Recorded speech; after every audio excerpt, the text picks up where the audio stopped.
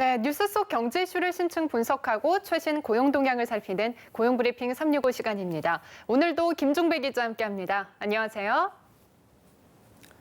네, 얼마 전 배달앱 시장에 지각 변동이 일었습니다. 바로 양대 배달 플랫폼이었던 배달의 민족과 요기요가 인수 합병 계약을 체결한 건데요.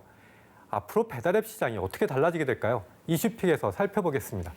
네, 배달앱 시장은 물론이고 IT 업계에서도 이번 합병 소식이 무엇보다 큰 이슈가 됐었죠. 얼마 전까지도 라이벌 구도를 팽팽하게 달리던 두 거대 공룡 배달앱 기업이 갑자기 한 식구가 되겠다고 선언을 한 거잖아요. 네, 그런데요. 일단 누가 누구에게 인수한 것인가 먼저 좀 살펴봐야겠는데 업계가 추정하는 배달의 민족과 요기요의 국내 시장 추정 점유율은 각각 약 56%와 약 34%입니다.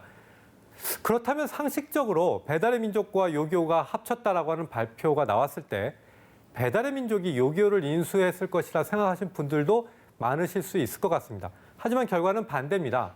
배달의 민족이 요기요에 인수된 겁니다.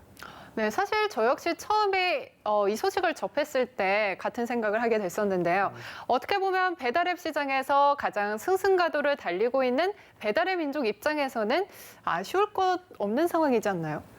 네, 이 합병건에 대해서 정확히 말하면 배달의 민족 운영사가 요기요 운영사에 매각이 됐다라고 이제 말할 수 있는데 배달의 민족의 운영사는 우아한 형제들이죠. 2010년 3천만 원의 자본금으로 시작해서 현재는 배달 플랫폼의 선두주자를 달리고 있습니다. 반면 요기요 운영사는 독일계 글로벌 배달 서비스 기업인 딜리버리 히어로인데요. 우리나라에서야 배달앱 시장을 배달의 민족이 잡고 있어서 점유율이 상당히 낮은 편이었지만 아시아 시장에서만 대만과 라오스, 홍콩 등 9개가 넘는 나라에서 배달 사업을 펼치고 있습니다. 이 딜리버리 히어로는 우아한 형제들의 기업 가치를 40억 달러, 우리나라 돈 4조 7,500억 원으로 평가해서 국내 투자자 지분 87%를 인수하기로 결정을 했다고 합니다. 네, 그야말로 통 큰 인수합병이 된 건데요. 그런데 지금까지는 이 두 배달앱은 출혈 경쟁까지 펼치면서 치열하게 우위를 다퉜잖아요. 그렇다면 선두주자인 우한 형제들과 자본력을 갖춘 딜리버리 히어로가 서로의 장점을 가지고 보다 장기간 경쟁을 할 수도 있었을 텐데 이렇게 둘 다 인수합병이라는 선택을 한 이유는 뭘까요? 이에 그 딜리버리 히어로의 경우에는 앞서 말씀드렸다시피 아시아 내에서도 다수의 국가에서 이제 배달 사업을 실시를 하고 있습니다. 업계에서는 딜리버리 히어로가 아시아 시장을 공략하면서 우아한 형제들의 경영 능력을 이제 활용하기 위해 인수를 결정한 것이다라고 이제 분석이 나오고 있습니다. 그만큼 우아한 형제들의 경영 능력을 이제 높이 평가한 건데요. 실제로 김봉진 대표는 우아한 형제들과 딜리버리 히어로가 싱가포르에 설립하는 합작사의 아시아 지부 회장으로 취임할 계획이라고 하네요.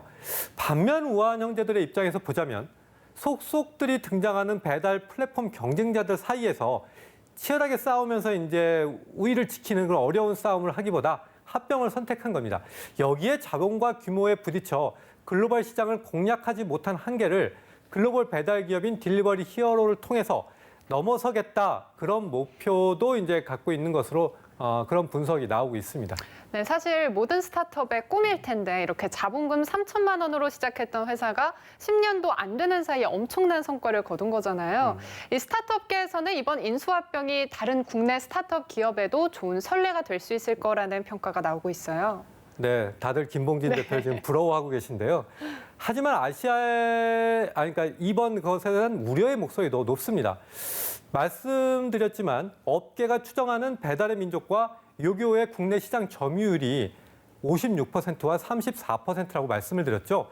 여기에 딜리버리 히어로는 국내 3위 배달 플랫폼인 배달통도 소유를 하고 있습니다. 자, 이 세 업체가 한 가족이 된다면 이 하나의 국내 배달앱 시장 점유율이 90% 이상, 97%, 8% 얘기까지 나옵니다. 이렇게 된다면 가장 우려되는 부분이 뭘까요, 석 앵커님? 글쎄요, 90% 이상이라면 아무래도 독과점의 문제를 업계에서 가장 우려하고 있지 않을까 싶은데요. 너무 쉬운 문제였죠? 네.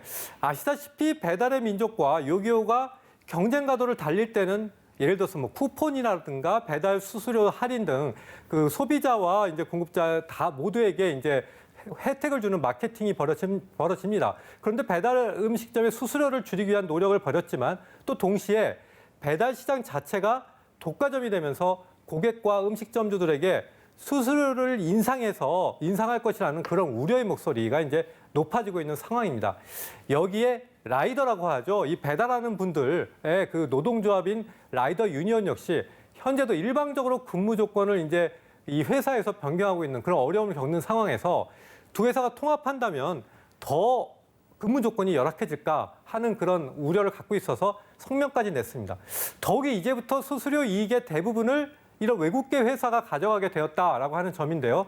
그런 면에서 보면은 또 이 인수합병의 문제점, 우려를 지적하는 목소리가 또 나오고 있습니다. 네, 앞으로 계속 지켜봐야 할 문제인 것 같습니다. 다음은 유용한 경쟁어문을 쏙쏙 골라 소개하는 뉴워드 시간이죠. 네, 이 문제가 이게 뉴워드라고 보기는 어려울 것 같지만 풋백 옵션으로 골라봤습니다. 금융상품 파생 거래에서 미리 약정한 날짜나 가격에 실물이나 금융자산을 판매할 수 있는 권리를 풋옵션이라고 하는데요. 풋백 옵션은 이것을 기업의 인수 합병에 적용한 말입니다. 일반적으로 기업과 기업이 인수를 하기로 계약을 맺었다고 하더라도 바로 인수를 하지는 않습니다. 또 기업 합병을 하면서 인수기업은 자금이 부족할 경우에 투자자로부터 자금을 조달받을 수 있는데요.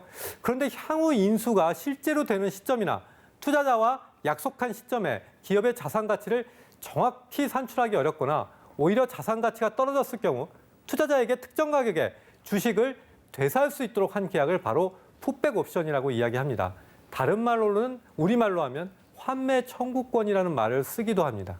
네, 그러니까 기업의 가치가 오히려 합병 후에 하락하면 투자자들은 큰 손해를 받을 수밖에 없잖아요. 그래서 이러한 안전장치를 두는 거군요. 네, 그렇습니다. 우리나라에서 풋백 옵션의 가장 대표적인 사례로 일컬어지는 게 금호산업과 대우건설의 합병이었습니다. 금호산업이 2006년에 대우건설을 인수하면서 3년 후에 주가가 주당 32,500원 아래로 떨어지면 주식을 되사겠다는 풋백 옵션을 약속했습니다. 그런데 글로벌 금융위기와 부동산 경기 침체와 같은 악재가 닥치면서 주가가 급락을 했죠. 결국 4조 원 가까운 돈을 물어주게 됐습니다. 결국 당시에 이른 금호그룹에 큰 타격을 입는 사건이 됐는데요. 결국 인수합병을 하더라도 기업의 가치가 향후 어떤 시대적인 흐름에 이제 봉착하느냐 그에 따라서 희비가 엇갈릴 수 있다. 이제 그런 뜻으로 볼 수 있겠습니다. 네, 그렇군요. 국내 스타트업이 글로벌 기업에게 능력을 인정받았다는 건 분명 환영할 만한 일이지만 배달의 민족이 더 이상 배달의 민족의 회사가 아니게 됐다는 점이 참 아이러니합니다. 무엇보다 90% 이상 배달앱 시장을 장악한 회사가 탄생한 이상 늘 해당 플랫폼들을 써왔던 고객과 점주 또 배달원들의 우려는 더욱더 커질 수밖에 없겠죠. 거대 공룡이 세계로 뻗어나갈지 아니면 지금 우리가 살고 있는 이 작은 생태계를 뒤흔들지는 앞으로 보다 냉정한 시선으로 지켜봐야 할 것 같습니다. 오늘도 김종배 기자와 함께했습니다. 고맙습니다.